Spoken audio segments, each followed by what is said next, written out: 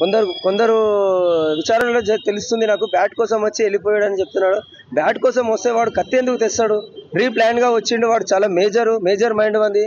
వాని మాత్రం ఇదే రోజు ఎన్కౌంటర్ చేయాలని ప్రభుత్వాన్ని కోరుతున్నాను. ఎక్కువ రోజులు కూడా గడువు తీసుకోకండి, తీసుకుంటే మాత్రం చాలా పెద్దగా వెళ్లాల్సి వస్తుంది. నేను చాలా ఫైట్ చేస్తా ప్రభుత్వంతో ఒకటే చెప్తున్నాను. బ్యాట్ కోసం అయితే రాలేడు వాడు, అన్ని స్లిప్ రాసుకొని అన్ని చేసుకొని వచ్చిండాడు. కత్తి తెచ్చుకోవడం ఏంది నాకు అర్థమవుతలేదు. దొంగతనానికి వచ్చి నా పాపను చంపిండు. నా పాపను చంపితే నా పాప తిరిగి రాదు. నాకు కడుపుమంట ఒకటే చెప్తున్నాను. వాడిని మాత్రం ఇదే రోజు ఎన్కౌంటర్ చేయాలని కోరుతున్నాను. కాల్ చేయండి, వాడిని నిలదీసి పెట్రోల్ వేసి కాల్ చేయండి సార్, ఒకటే చెప్తున్నాను ప్రభుత్వానికి చట్టానికి. నా విజ్ఞప్తి ఇదే. ఇంకా నేను ఇంట్లోకి వెళ్ళలేదు, నాకు తెలియదు. ఇంట్లోకి వెళ్తే తెలుస్తుంది నాకు. ఆడుకునేవాడు అంటే మా బాబు ఆడుకునేవాడు. మా పాపతో ఇప్పుడు మా పాప వెళ్ళది, కిందనే ఆడుకుంటా. మా ఓనర్ వాళ్ళ పిల్లలతోనే ఆడుకుంటుంది మా పాప తప్ప వేరే వాళ్ళతో ఎక్కువ వెళ్ళది.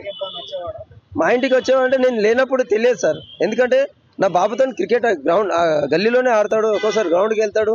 ఆ బ్యాట్ కొనడానికి కారణం వాడు ఊకే ఏడుస్తున్నాడు అని చెప్పి బ్యాట్ కూడా కొనిచ్చాను. 1, 2, 3 టైమ్స్ కూడా కొనిచ్చాను నేను.